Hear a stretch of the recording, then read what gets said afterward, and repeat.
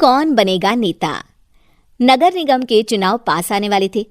पूरे कानपुर शहर में टिकट को लेकर मारामारी शुरू थी, लेकिन सबसे ज्यादा चर्चा में वार्ड नंबर 40 की सीट थी। वो इसलिए क्योंकि इस बार वहां की सीट महिला के लिए आरक्षित थी। अब सवाल ये था कि चुनाव लड़ेगा कौन। इससे पहले ठाकुर साहब वहां से पार्षद थे और इस बार उन्होंने अपनी पत्नी सीमा ठाकुर को टिकट दिलवाई और ठाकुर साहब की शान के कारण सीमा जी ने 20,000 वोटों से चुनाव जीत लिया। अरे बधाई हो सीमा भाभी, अब तो आप वार्ड की पार्षद बन गई हैं। अब तो हमारे काम आप ही करवाएंगी। अरे ये तो सिर्फ नाम की पार्षद बनी है, वो तो महिला सीट आ गई, वरना पार्षद तो मुझे ही बनना था। अब भले ही चेहरा इसका होगा, लेकिन पावर तो मेरी ही होगी। अरे वाह भाई साहब, क्या दिमाग लगाया है आपने भी। आइए आप लोग, खाना लगा दिया है सबके लिए। सीमा जी पार्षद बन चुकी थीं, फिर भी उनकी एक ना चलती। सारे काम ठाकुर साहब खुद ही संभाल लेते और जहां जरूरत पड़ती वहां सीमा जी का अंगूठा लगवा लेते। सीमा जी ज्यादा पढ़ी लिखी भी नहीं थी। एक दिन ठाकुर साहब और सीमा एक प्रोग्राम में जाते हैं। अरे ठाकुर साहब आप आ गए। ओहो, पार्षद मैडम भी आ गई हैं। स्वागत है आप दोनों का।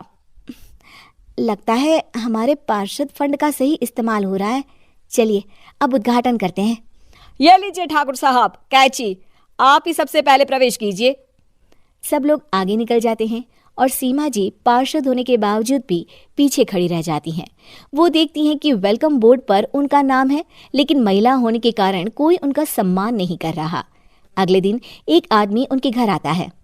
अरे ठाकुर साहब नमस्कार। कल ना हम नोटिस किए कि हमारा घर तो अवैध है और नगर निगम वाले उसे तोड़ने आ रहे हैं। अरे कुछ कीजिए ना ठाकुर साहब। देखो भाई, मैं तो ज्यादा कुछ कर नहीं सकता, पर अगर तुम सबकी जेब गर्म कर दो तो कुछ हो सकता है। कुल मिलाकर 4 लाख लगेंगे। अरे 4 लाख ठाकुर साहब? अरे भाई, मैं अपने लिए नहीं मांग रहा हूँ। दरोगा है, इंजीनियर बाबू है, बड़े साहब है, सबको देना पड़ता है ना थोड़ा थोड़ा। बोलो है मंजूर? तभी वहां अचानक सीमा जी आ जाती हैं। अरे ये आप क्या कर रहे हैं?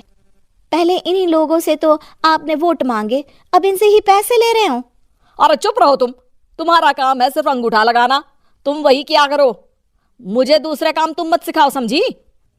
और तुम ना जाओ, अब पैसे लेकर आओ, वरना जेसीबी किसी भी वक्त आती होगी। सब कुछ ऐसे ही चलते रहता है। एक दिन सीमा जी और ठाकुर साहब को एक लोकल मीटिंग में बुलाया जाता है। वहां पर कई और अधिकारी लोग भी मौजूद रहते हैं। अब मैं चाहूंगा कि ठाकुर साहब हमारे बीच 2 शब्द कहें। मेरे प्यारे भाइयों और बहनों, आज मेरा सौभाग्य है कि मैं आप सबकी सेवा दिन रात कर पा रहा हूं। आपने मेरी पत्नी को भारी मतों से जिताया है, इसलिए मैं आप सभी का शुक्रगुजार हूं। मैं आप सबसे वादा करता हूं कि हमेशा की तरह हमारे वार्ड में किसी को कोई तकलीफ नहीं आने दूंगा। सभी लोग तालियां बजाने लगते हैं। अब मैं माननीय पार्षद मैडम को स्टेज पे बुलाना चाहूंगा। अपने नाम को बुलाया सुनकर सीमा जी एकदम चौंक जाती हैं। उन्हें बिल्कुल उम्मीद नहीं थी कि इतनी बड़ी जगह उन्हें मंच पर बुलाया जाएगा। जैसे तैसे वो मंच पर चढ़ती हैं। ऊपर जाते ही सीमा जी को सारी पुरानी बातें याद आ जाती हैं कि किस तरह उनके पति उन्हें कभी भी आगे बढ़ने नहीं देते और उनके नाम से गलत काम करते हैं। वो बोलने लगती हैं। मैं आपके वार्ड की पार्षद सीमा हूं।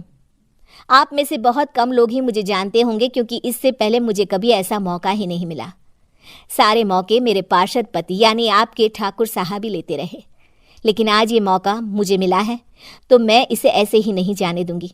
मैं आपको ये बताना चाहती हूँ कि आपके ठाकुर साहब मेरे नाम की आड़ में गैर कानूनी काम करते हैं, जिस पर अंगूठों के निशान मेरे होते थे। इसीलिए मैं अपनी गलती मानती हूँ और आज अपने पद से इस्तीफा देती हूँ, ताकि आगे से कोई गलत काम ना हो पाए। अब फैसला आप सबके हाथ में है कि आप हमें क्या सजा देना चाहते हैं। सीमा जी की बातें सुनकर ठाकुर साहब के चेहरे का रंग उड़ जाता है और वो शर्म से मुंह नीचा करके वहां से चले जाते हैं और पद से इस्तीफा देकर ही सही सीमा जी अपने आप में आत्मविश्वास महसूस करती हैं।